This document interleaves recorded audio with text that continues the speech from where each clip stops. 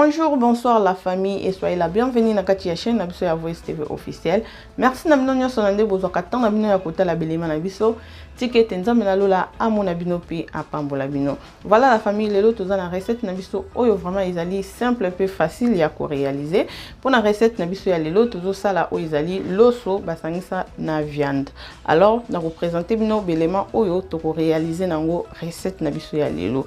Pour la recette na biso toza na besoin ya ba légumes na biso, tu as besoin d'assaisonnement na biso, tu as besoin ya litungulu, tu as besoin ya mungwa, loso na biso, awa toza na ngombe na biso et awa tozomona awa izali sauce na biso. Alors na koyela bino vidéo comment ko réaliser sauce oyo. Eza vraiment très bien et ko sunga biso pour na ko réaliser ba recette ebele. Voilà donc après lobi bien sima mikolo kuna na ko memela bino recette ya sauce oyo. Merci. Voilà la famille awa toza awa pona to sokola loso na biso. Nakozwa loso na nga na tia yango na kati ya bol et na ko tia yango mai ya moto. Na sokola toujours loso na nga na mai ya moto.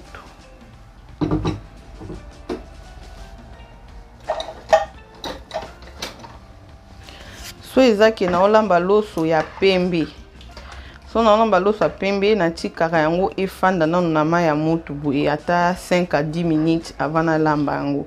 Mais lokola nazo sala loso oyo esanga na viande na osokola yango juste na mai ya moto na ofandisa yango te po sino te ekokoma poto. So ofandisi loso na mai boye omona vraiment ba amidon nyonso ekobima, salite nyonso ekolungwa bien et puis ekosunga yo loso na yo ebela moko. Voilà, a toujours sokola ngo to fandisa yango te. Mais so na ndolamba loso ya pembe na ngaki na fandisa yango nanu na mai 5 à 10 minutes.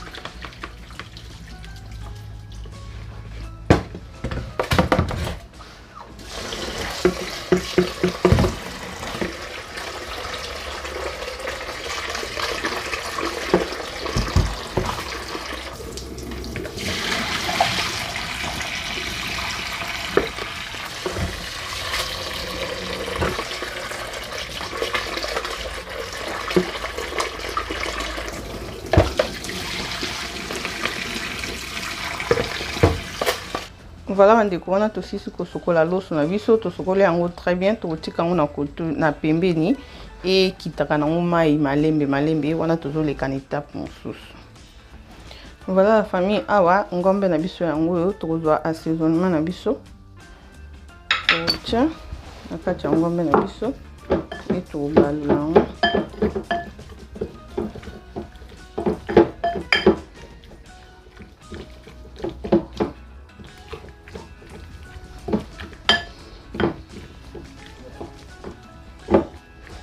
Voilà, et tout tikango na mpanje patoye to kata o ezali litungulu na biso.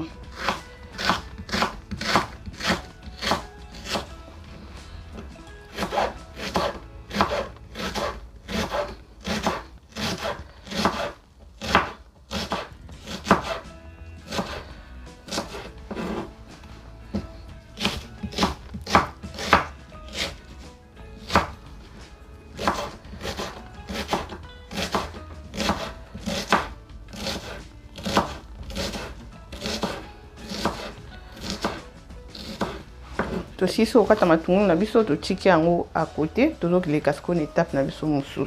Oui bandeko a to tia déjà mafuta na biso na moto et si déjà échauffé tozo banda na oeza ko kalinga ngombe na biso.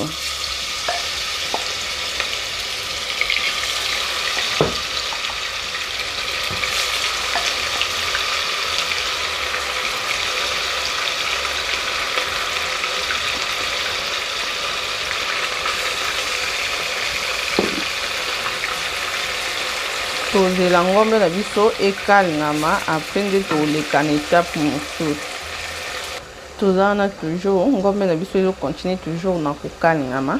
Donc toze la ngombe na biso ebela na nde tolingeli yango après nde toleka na étape na biso oyo ekolanda.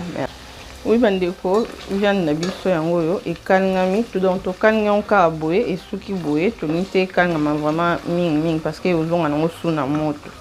Donc viande na biso ekalingami tozolongola yango siko.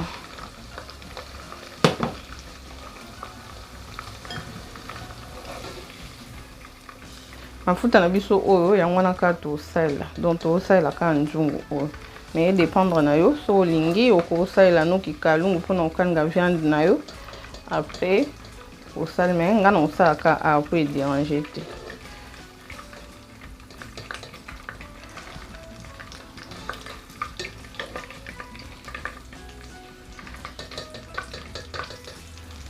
Tozi aka mwa mukie ata mwa 1 minute pour mafuta biso échauffer suka mwa mukie après de toleka na étape na biso mosusu. Mafuta na biso échauffer su mwa ndambo toza siko eza matungulu na biso tokata ki tocha a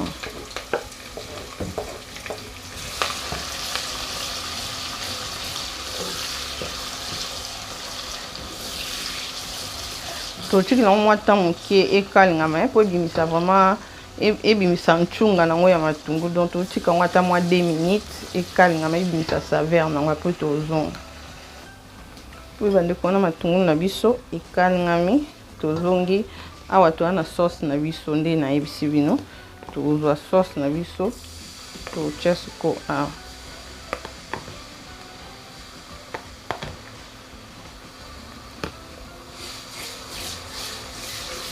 donc sauce mon vraiment bien ma casse.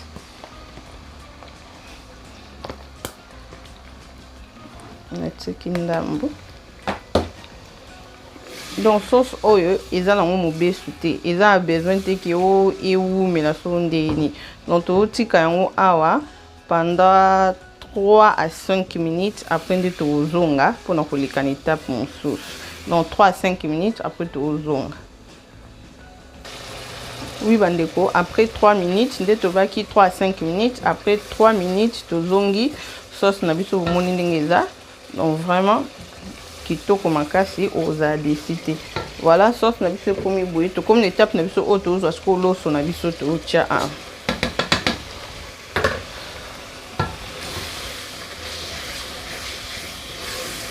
Awa siko to kalinga loso na biso. To kalinga loso na biso. To pesa nka mwa minute to kalinga loso na biso. Na bando balola ngo na sima caméra après avant la les étape mosusu to zonga to sala ngo ensemble na bino. Voilà. Voilà bandiko na kangi loso nga pendant 2 minutes bomoni eza sec na sema eza te. Na wana eza important ya kotia ngo na passoire otiki yango mai etanga. Donc 2 minutes na kangi loso nga eza sec donc na kangi loso nga et tokozwa sikoyo viande na biso oyo tokalingaki parce que viande na biso pe il faut etoka ndambo tobalonga ensemble boye na loso na biso.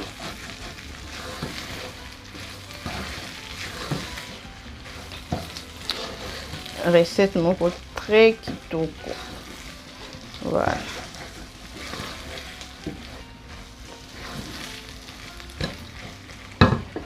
Après tant tu viande na biso to baloli yango ensemble na loso na biso. Sikoyo awa eloko tosala tokozwa sikoyo mai.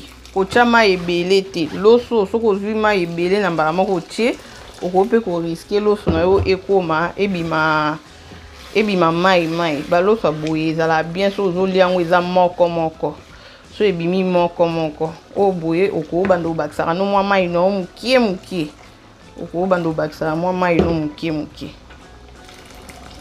Voilà, totie mai na biso boye toningisi tala loso ndenge ezongenga. Voilà, tokozwa sikoyo mungwa na biso loso balia na so olia mungwa te c'est bon, mais so olia mungwa tutie mungwa na biso na loso otie na ndenge olingelaka mungwa no na biloko. Donc mwana loba te ke tia quantité boye po mutu na mutaza ndenge alingaka mungwa eyokana na biloko. So lingi po tia no assaisonnement otie menga na tia kika assaisonnement na viande na ngata on akalingaki et na jusqu'oyo ba légumes na biso totie. so po linga no ba légume te okono kotika no bongo kaka na viande mais so linga ba légume otie ba légume. Voilà, tokobalula ngo comme ça.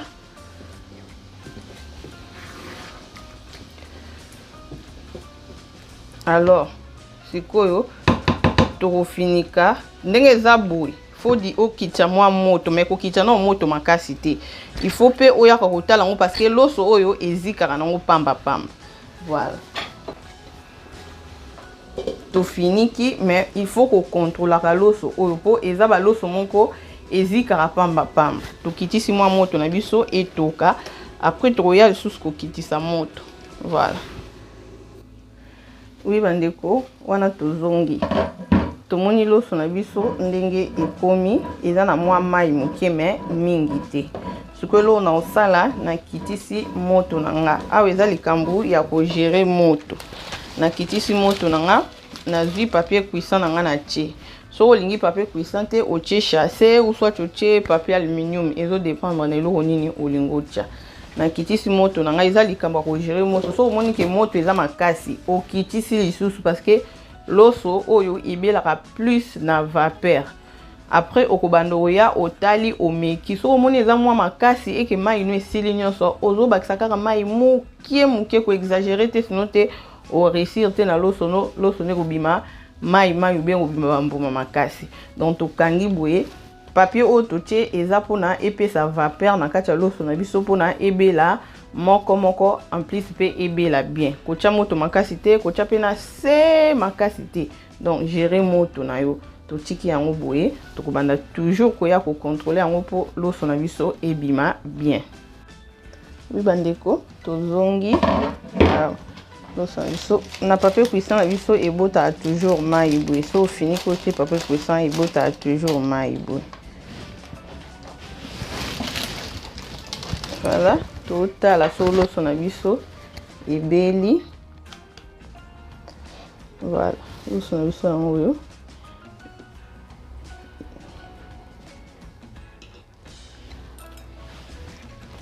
Loso na biso lembi sikoyo totika yango toleka na présentation na biso tomona ndenge loso na biso ebimi na kati ya sani.